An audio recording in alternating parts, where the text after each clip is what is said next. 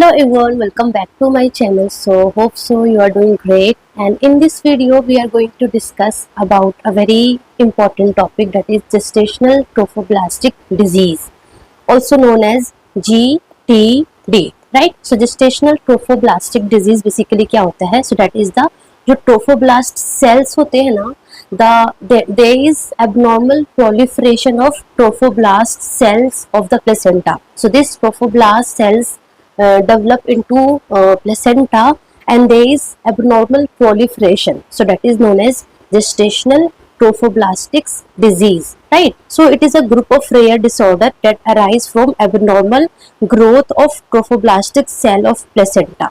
So there is abnormal growth of cells. Because of the abnormal growth of the cells, that can be benign हो सकता है या फिर malignant भी हो सकता है, okay? But mostly it is benign, but sometimes it can get malignant, right? So malignant होके like in any organs में ये spread हो सकता है, like हमारा lungs हो गया, ovary हो गया, है ना? So different part of the body it can metastasis, ठीक है? So the classification of gestational trophoblastic disease according to WHO, modified WHO classification है, that is first is the molar pregnancy and second हमारा है trophoblastic tumor. So molar pregnancy is very very important, जो कि आपको detail में थोड़ा पता होना चाहिए, ठीक है ना? So molar pregnancy it is divided into two, that is hydatidiform mole, जो बेसिकली क्या होता है, बिनाइन होता है, एंड सेकेंड हमारा होता है इन्वेजिव मोल, बेसिकली वो कैसा होता है, मेलिग्नेंट होता है. सो जो हाइड्रोटिडिफॉर्म मोल है it is benign, it can be complete molar हो सकता है या फिर इनकम्प्लीट मोलर हो सकता है. What is complete mole and what is incomplete mole वो हम डिटेल पढ़ेंगे, and that is very very important basically in this topic. And second हमारा है trophoblastic tumor. So trophoblastic tumor basically क्या होता है, invasive होता है and malignant होता है. So it can be choriocarcinoma और placental site trophoblastic tumor और epithelioid trophoblastic tumor. ठीक है? सो सबसे पहले फर्स्ट हम पढ़ते हैं कंप्लीट एंड इनकम्प्लीट मोल क्या होता है, ठीक है ना? So before that risk factor very important, that is कि if there is previous history of molar pregnancy, then this is the most common risk factor for gestational trophoblastic disease. Okay, so previous history of molar pregnancy, and if the age of the mother is more than 40 years or less than 20 years, then also it increase the risk of gestational trophoblastic disease. ठीक है? So सबसे पहले हम classification पढ़ते हैं hydatidiform mole और molar pregnancy, that is the complete molar pregnancy and incomplete molar pregnancy. So क्या दोनों में डिफरेंस होता है, very very important. So as the name suggest, complete mole और वेसिकुलर मोल. सो कंप्लीट मोल में क्या होता है ना, सबसे पहले हम इसकी पैथोजेनेसिस देखते हैं. कंप्लीट मोल में क्या हुआ, there is fertilisation of an empty ovum by one sperm.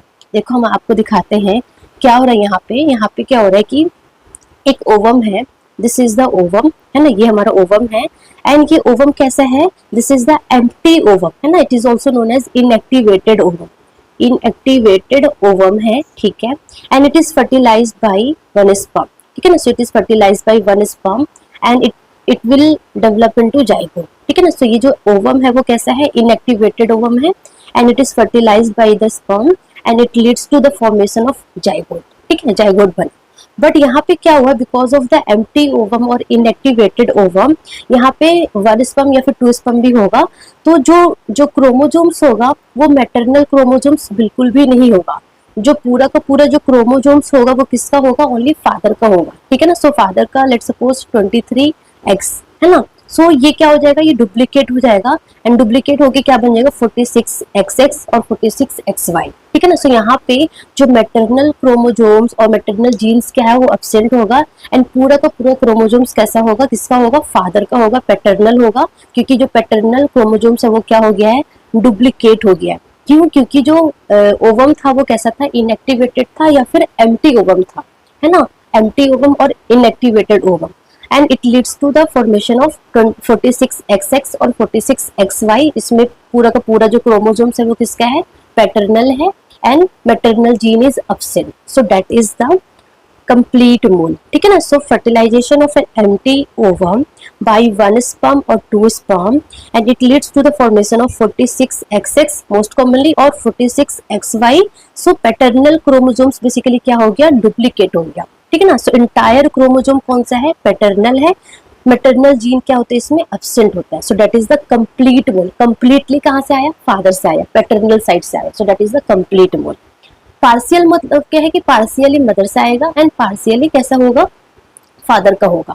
So partial mole में क्या हो रहा है, there is fertilisation of normal ovum by two sperm. So यहाँ पे क्या हो गया, यहाँ पे हमारा हो गया कि this is the normal ovum, this is not the inactivated or empty ovum but it is fertilized by two sperm।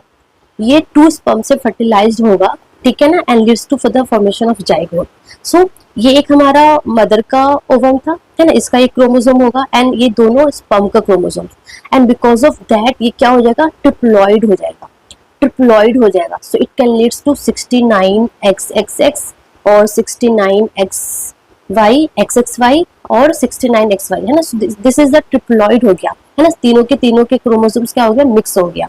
So that is the partial mode, partially mother से आया, पार्शियली फादर से आया, ठीक है ना। सो that is the fertilization of normal ovum by two sperm, so it leads to the formation of 69XXY or 69XXX and very rarely it is 69XYY।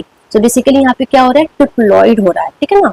सो यहाँ पे क्या हो रहा है, extra chromosomes present, that is a paternal, so extra chromosomal material present of paternal। so यहाँ पे mother का भी है, फादर का भी है, बट जो पैटर्नल का एक्स्ट्रा क्रोमोसोम प्रेजेंट है ना, you can see extra chromosomes of this sperm, है ना। so extra chromosomes of material present of paternal, ठीक है ना।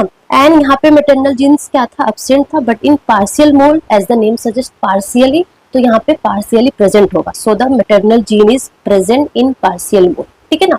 इन कंप्लीट मोल में क्या होगा कि there is abnormal pregnancy, of course complete mole हो या फिर पार्शियल मोल हो, both are abnormal pregnancy.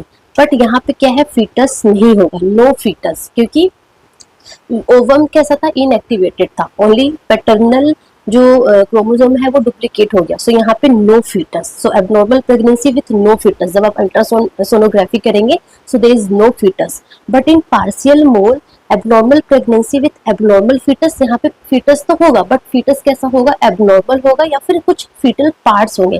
Foetus तो यहाँ पे भी नॉर्मल नहीं होगा बट एबनॉर्मल फीटस हो सकता है या फिर फीटल के कुछ पार्ट्स हो सकते हैं।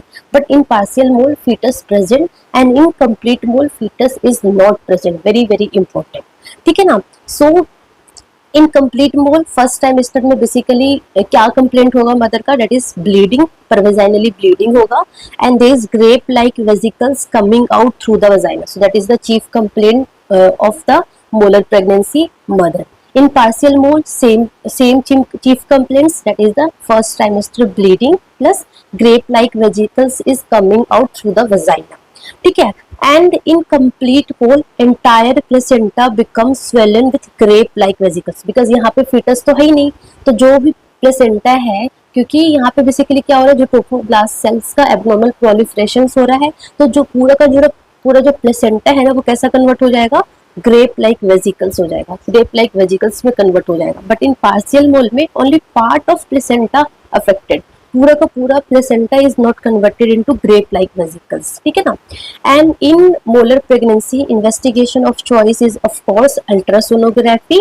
And in complete mole, this is the very very important questions that asked in NORCET 10, NORCET 10 में ये क्वेश्चंस आया था, that is the snow storm appearance in ultrasonography। so in complete mole in ultrasonography you will see snowstorm like appearance and there is no fetus। but in partial mole में क्या होगा, there is abnormal fetus with cystic placenta, very very important, ठीक है ना। so this is the ultrasonography finding, है ना। and of course uterus size is more than period of gestation, so period of gestation से increase रहेगा uterus size in both condition. And there is elevated beta HCG, that is very very important point.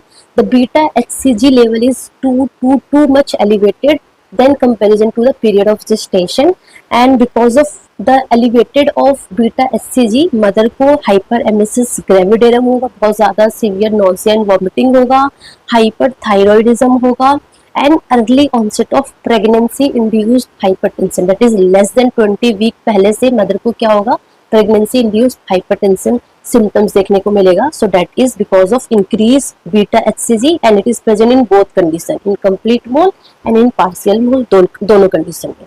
ठीक है. And like after management, जब हम management करेंगे, आगे हम management पढ़ते हैं. After management pregnancy is at least contraindicated for 6 month in both condition. At least 6 month तक प्रेगनेंसी क्या होती है, कॉन्ट्राइंडिकेटेड होती है. And for that period of month, contraceptive of choice is OCP in both condition.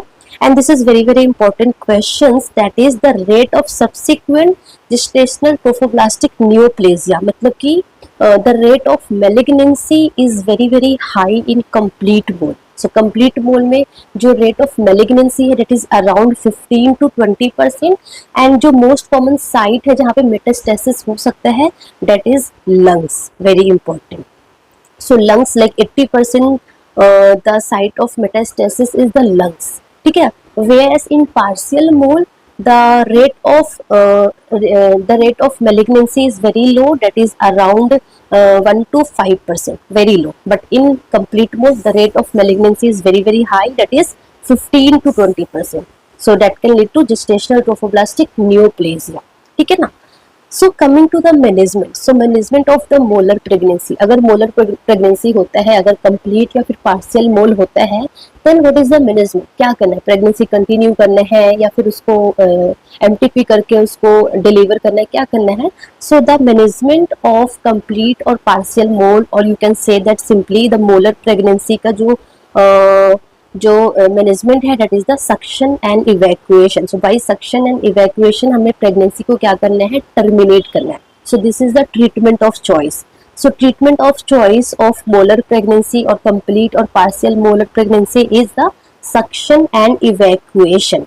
ठीक है ना. So after suction and evacuation हमें मदर को क्या स्टार्ट करना है, ऑक्सीटोसिन इन्फ्यूजन स्टार्ट करना है. And that is very important. We have to do sharp curative. देखो नॉर्मली हमने पढ़ा था एमटीपी. इन एमटीपी में हम जो सक्शन एंड इवैक्यूएशन करते थे वहां पे हम ब्लंट क्यूरेटिव्स करते थे. ठीक है ना. बट इन मोलर प्रेगनेंसी में हम कैसे करेंगे, शार्प क्यूरेटिव्स करेंगे. जितना भी टिश्यूज एंड ऑल है उसको प्रॉपरली रिमूव करेंगे. ठीक है ना. So after suction and evacuation start oxytocin infusion and do sharp curatives and send this tissue for histopathological examination to check whether it is like कि cancerous cells तो नहीं था ये, है ना. So for that you have to send this tissue for histopathological examination. and very important, after suction and evacuation आपको mother को ना फॉलो अप के लिए बुलाना होगा. Why? To check the level of beta HCG. very important, this is the question. ठीक है ना. So we have to tell to the mother कि आपको फॉलो अप आना होगा. क्यों आना होगा? To assess the measure of this beta HCG. Because क्या होगा कि after suction and evacuation this beta HCG level should be decrease, है ना, डिक्रीज होना चाहिए. बट लेट्स सपोज अगर ये डिक्रीज होने के बजाय despite of decreasing it is increasing, या फिर एक प्लेटो फेज शो कर रहा है, मतलब कि ना ही इंक्रीज हो रहा है ना ही डिक्रीज हो रहा है, नॉर्मल वैल्यू मेंटेन रख रहा है, इट मींस कि there is a cell present, there is the cell present and it can be metastasis हो सकता है, कैंसरस में कन्वर्ट हो सकता है ना. so that is very important. so हमें बीटा एचसीजी मेजर करना है. so after 48 hours of suction and evacuation हमें पहले फर्स्ट रिपीट करना है एंड देन हमें एवरी वीकली क्या करना है, दिस बीटा एचसीजी लेवल हमें रिपीट करना है. And it should be undetected by 7th week. so by 7th week of suction evacuation it should be undetected. जब ये undetected हो जाएगा then हमें every monthly till 6 month तक हमें assess करना है बीटा एचसीजी. ठीक है ना. बट अगर ये undetected नहीं होता है, अगर ये still present है, it means it indicate कि there is cancerous cell वहाँ पे हो सकता है. so it can develop into malignant, है ना. so that is very important. and of course after suction and evacuation, whether it is complete mole or partial mole, and if mother is RH negative, then आपको क्या देना है, आपको देना है anti-D immunoglobulin after suction evacuation in case of RH negative mother. ठीक है ना. But let's suppose अगर mother after 40 years pregnant है, family उसकी पूरी complete हो रखी है and there is complete mole, then the indication क्या करना है, हमें सक्शन इवैक्यूएशन नहीं करना है, हमें क्या करना है, हिस्टेक्टोमी करना है, वेरी वेरी इंपॉर्टेंट। क्यों? क्योंकि कंप्लीट मोल का जो रेट ऑफ मेलिग्नेंसी है वो क्या है, 15 to 20%, राइट, 15 to 20% है। प्लस फैमिली ऑलरेडी कंप्लीट है, मदर 40 ईयर्स से ज्यादा है, तो क्यों मतलब हमें चांस लेना है बाद में। इससे बेटर है कि आप हिस्टेक्टोमी करके एकदम लाइक कंप्लीटली उसको हटा दो, है ना। So the treatment of choice क्या हो जाएगा, हिस्टेक्टोमी हो जाएगा। वेरी वेरी इंपॉर्टेंट क्वेश्चंस, ठीक है। So this is something very very important. But let's suppose if there is gestational trophoblastic neoplasia. Neoplasia होगा, so risk factor for development of gestational trophoblastic neoplasia is HOTS. First, if SCG is more than 105 milli international unit per ml. O मतलब if mother is older than 40 years. T मतलब theca lutein is more than 6 centimeters, and if the size of uterus is more than gestational age, then there is very high risk factor for gestational trophoblastic neoplasia. And if there is gestational trophoblastic neoplasia, then mother क्या बोलेगी कि after even suction evacuation mother को persistent vaginal bleeding होगा, ठीक है ना, nausea vomiting होगा, ठीक है ना। So in that condition आपका जो main जो ट्रीटमेंट है that is the chemotherapy. Mother को कीमोथेरेपी देना होगा, because it is develop into the cancerous cell में डेवलप हो गया, तो आपको कीमोथेरेपी देके उसको रिमूव करना होगा, ठीक है। कीमोथेरेपी में बहुत सारे हमारे पास ऑप्शन है, लाइक मेथोट्रेक्सेट हो गया, है ना, एंड ऑल हम यूज करते हैं, ठीक है। So most common gestational trophoblastic neoplasia after molar evacuation is invasive mole. So invasive mole में कि या तो वो लोकल साइट पे इन्वेजिव हो सकता है या फिर अलग अलग साइट पे इन्वेजिव हो सकता है। मोस्ट कॉमन साइट कौन सा हमारा था, लंग्स था। लंग्स के अलावा लीवर हो सकता है, सर्विक्स हो सकता है ना। सो अदर प्लेस पे वो मेलिग्नेंट हो सकता है। So this is something very very important topic, and the most important part of this lecture is the complete and partial mole में आपको एक डिफरेंस पता होना चाहिए, ठीक है। सो आई होप आपको ये टॉपिक बहुत इजीली समझ में आया होगा। This management part is very very important, follow up is very very important, ठीक है। सो that's all about today. Thank you so much for this.